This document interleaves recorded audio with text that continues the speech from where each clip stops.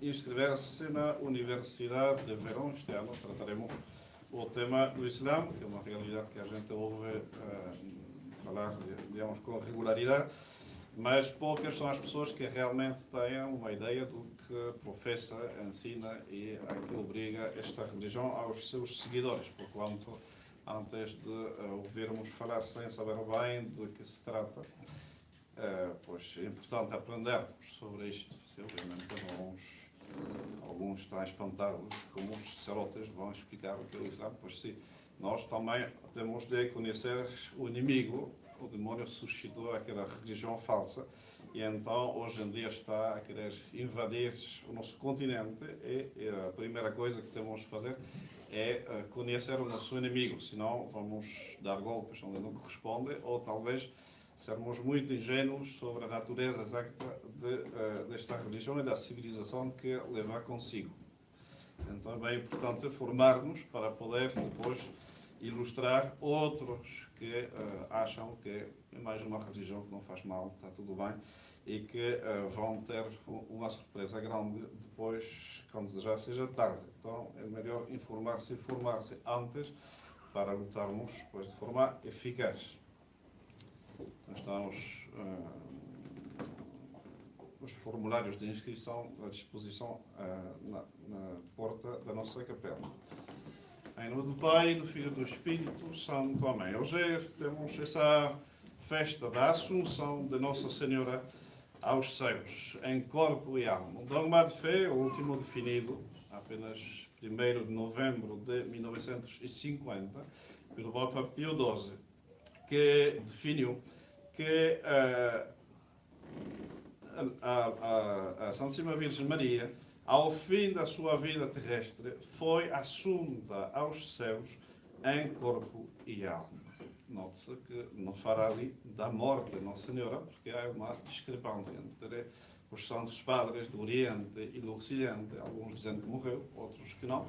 Então o dogma cerne-se à verdade que é unimamente reconhecida por todos os santos padres, que é a assunção aos céus ao fim da sua vida terrestre, sem definir se morreu previamente ou não, ou se foi levada aos céus já a vida sem passar a ser a morte, mas assunta aos céus em corpo e alma. De tal maneira que Nossa Senhora, com o seu corpo e a sua alma, está agora, desde aquela data, pois está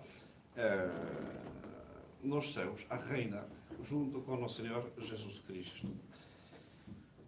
Não há, de facto, nesse dogma um fundamento escriturário absolutamente claro, como pode haver outros. Por exemplo, a Imaculada Conceição tem bastantes fundamentos na Sagrada Escritura, além da tradição, que nos permitem pois, fundamentar este dogma. No caso da Assunção da Santíssima Virgem Maria, os Evangelhos e nem sequer os Actos dos Apóstolos, nem as Epístolas, pois falam explicitamente desta verdade.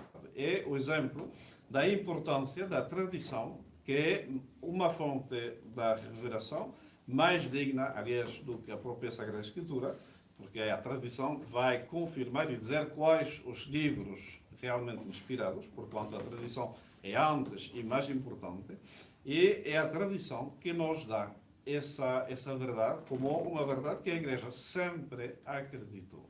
Mas se bem não está esse dogma, essa verdade explicitamente revelada, nós temos várias figuras, através de mulheres santas que aparecem nas Sagradas Escrituras, especialmente no Antigo Testamento, que vão definir justamente qual a missão e o papel de Nossa Senhora neste mistério. Uma porque, por desgraça, foi um pouco a responsável do desastre, que foi o pecado original, mas que vai ser, à sua maneira, uma figura de Nossa Senhora, como por contraponto. Sim? E depois outras duas, que elas, sim, são exemplos do que Nossa Senhora está a fazer agora, nos céus.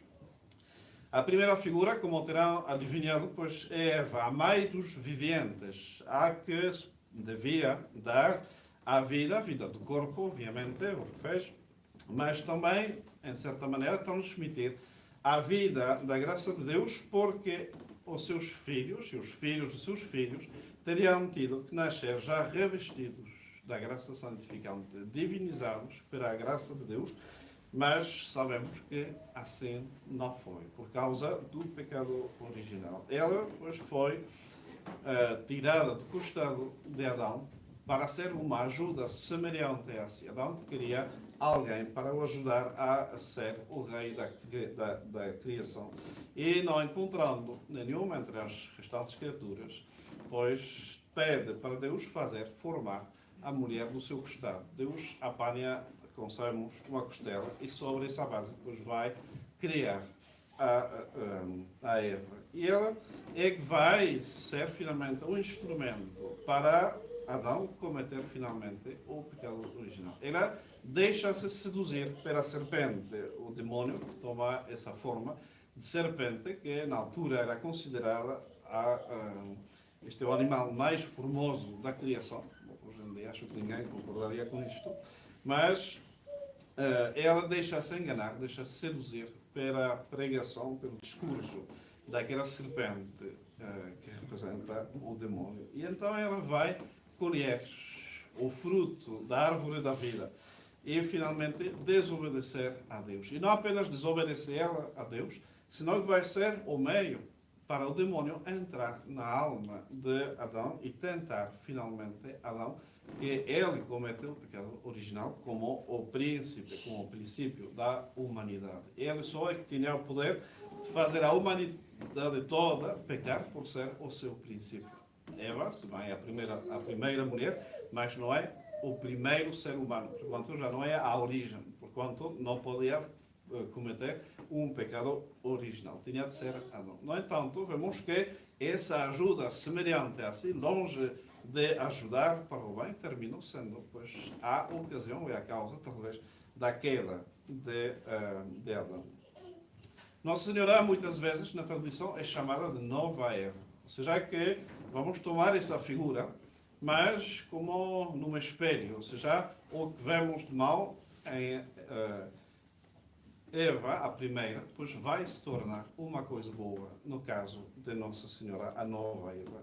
Ela também foi concebida sem o pecado original e cheia de graça. Eva também foi concebida sem o pecado original, evidentemente, e também tinha certa plenitude de graça. Mas Nossa Senhora vai ser concebida sem o pecado original, já depois de ter sido cometido, e em virtude, preservada em virtude dos méritos de Nosso Senhor Jesus Cristo. Porquanto essa perfeição de graça e virtudes de Nossa Senhora vem mesmo do costado de Adão. Ela, o novo Adão, que é Nosso Senhor Jesus Cristo, teve também o seu costado aberto e a primeira criatura regenerada pela graça santificante, porquanto recriada, a primeira mulher, a mulher mais importante de todas, a primeira e a mais nobre das filhas dos homens, é mesmo Nossa Senhora, que vai ser preservada, não purificada, senão preservada. E se bem, cronologicamente, obviamente, temos um problema, porque Nosso Senhor nasce depois de Nossa Senhora, mas ontologicamente, nos olhos de Deus, no plano de Deus, Nossa Senhora é criada, Nossa Senhora é santificada, Nossa Senhora é como colmada de graças por causa dos méritos a vir de Nosso Senhor Jesus Cristo. Porquanto é uma verdade absoluta que Nossa Senhora foi formada do costado do novo Adão, que é Nosso Senhor Jesus Cristo. Também ela vai receber da árvore da vida, a nova árvore da vida, que é a cruz, o fruto já não